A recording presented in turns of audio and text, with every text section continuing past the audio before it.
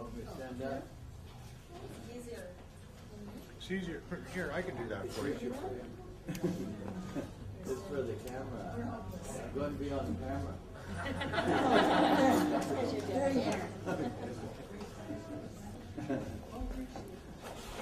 Okay, well, first of all, I want to say I'm not Ernie Craig.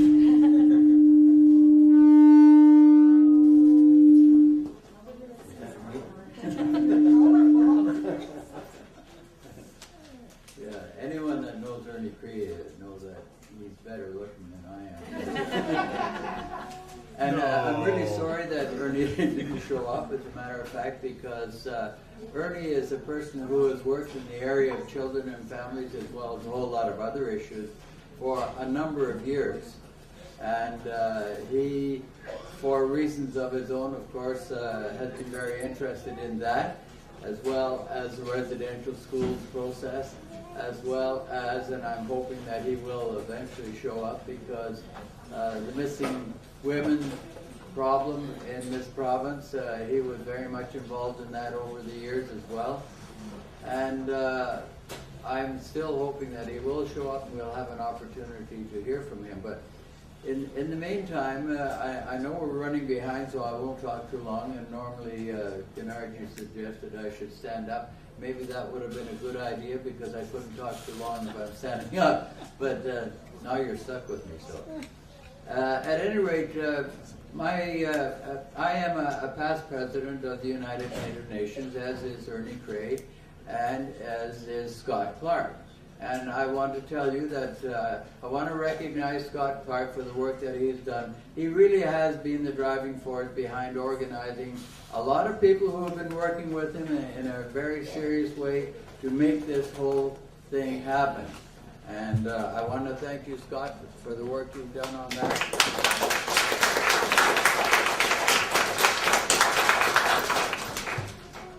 And I won't mention all of the other people, because it would take me quite a long time to mention all the other people that have been involved here and have contributed in a very big way in making this happen. Anyway, the reason that I'm really interested in children and families, of course, must be obvious to those people who are of Aboriginal ancestry. And it is because our family structures have been disrupted by the government residential school process over a number of years, in fact over a number of generations. And we're paying the price for that right now. And for a number of years, the United Native Nations was one of the leading forces to attempt to try and make an agreement with the provincial government and the federal government, for that matter, for us to take control of our own organization, to be responsible for our children and families. And we see our responsibility as creating a situation whereby our families can be restructured again with the kind of strength that they had before the imposition of the residential school process on our children. Now, I know this is a lot different than the ladies that spoke before me, and they're very much concerned about all of the children in the neighborhoods, and so am I. But I am especially concerned about the Aboriginal children. We've got a long ways to go. We've got a lot of catching up to do before we're finally on even terms with the rest of the children in society. And of course, obviously, I love all of our Aboriginal children, and I'm very determined to make sure that we find our rightful place in Canadian society, and we'll start here in British Columbia. Now, we almost got there. We almost made it to the point. We have had what we refer to as the Tsawwassen Accord, where we all met together and we met with government agents, and we agreed to a process that would have put the responsibility for children and families into the hands of the Aboriginal community. And then we had an election. And of course, when the election was over, we had a new government.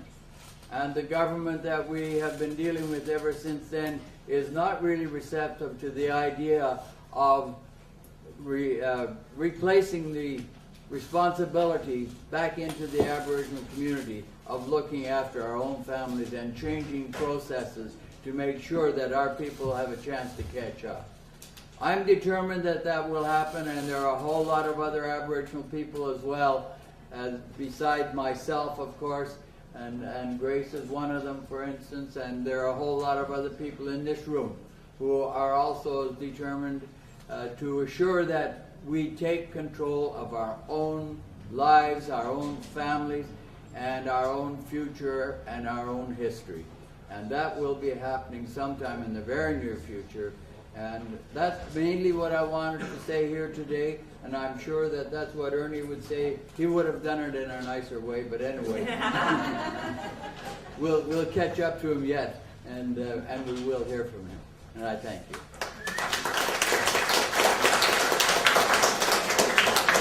Thank you, Bill. We have about 5 minutes for a couple of questions, if there are any for the panelists here. And keeping our children safe with our people and our family where they belong. I'd like to know what's going to be done about that on Mauritius.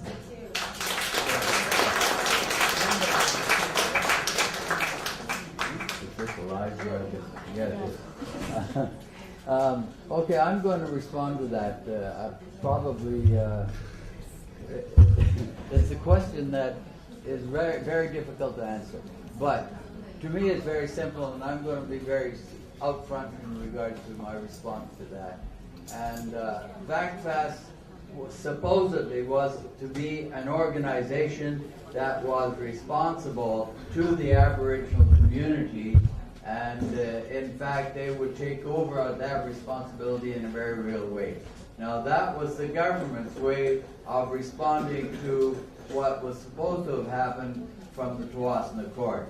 But the reality is that the government is still making the rules and regulations and establishing the guidelines, and VACFAS is just an agent of the government and an arm of the government at this particular time. Now we must change that. There is no question about it. I'm sure that the people that work for VACFAS don't like it.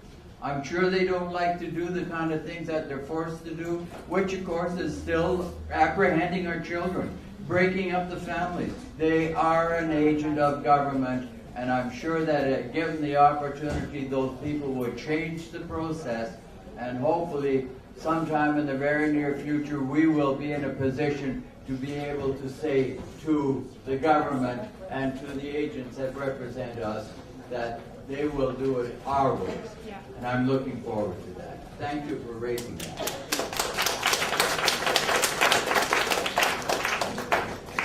Thank you. I think we have time for one more question. If not, I would like to thank all the panelists for being here today. Also, this is a good point for all of you to become involved in different ways in your community, because it's with us that the only way that it's going to make change is asking these important questions, especially with the elections coming up, and that we can. I've just been asked to remind you that the washrooms are downstairs, available for public use, not upstairs, please, and that we will be having lunch right now.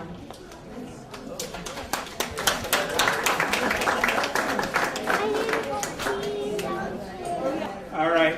Thank you very much. So good afternoon, everybody. My name is Yves Trudel. I'm with United Way of the Lower Mainland. We're really happy to be here with you today. So greetings from the whole team at United Way. We're happy to be here at RACAM also because United Way is one of the supporters of the work that's being done here at RACAM. We're also a supporter of, we're providing funding support for the children's program at Success by Six. We're providing funding.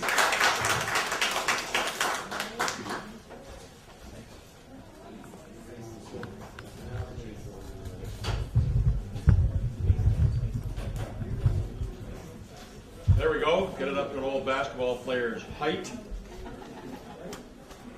Ni hao. How are you?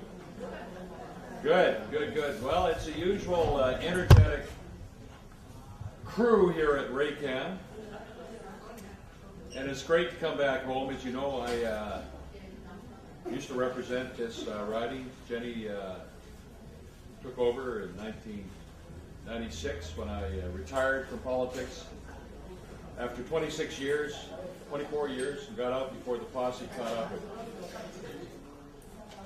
And I had a wonderful time representing this unique, energetic,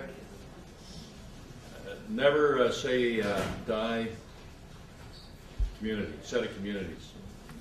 And to see that that energy is still happening, I look around at some familiar faces like this guy, Noel Heron, used to harass the shit out of me.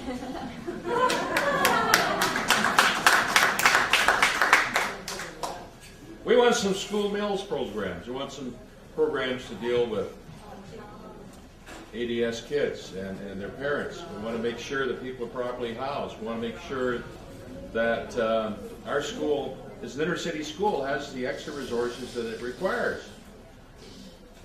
And Carol Brown, she's been around here since 1947. No, not really, 1984, because I think it was 76 when we actually got the funds together, and it was a New Democrat government that said, you know, this is a hell of a good idea to finance a unique center like Raycam is, that has such a great set of accomplishments, reaching out to people in the community, in the neighborhood, not just here, but you can feel the tentacles of this place all throughout the community. Working with seniors, working with people with disabilities, the homeless, young Aboriginal people. I think we should acknowledge the fact that we are here on a location where thousands of years of Aboriginal people have lived. The Squamish, Tsleil-Waututh, First Nations. We should honor that. We should honor that relationship that we're establishing when we started the treaty process. And it was based on a very simple moral precept. And that is that we should have a new relationship, get rid of the old relationship, and change the way that we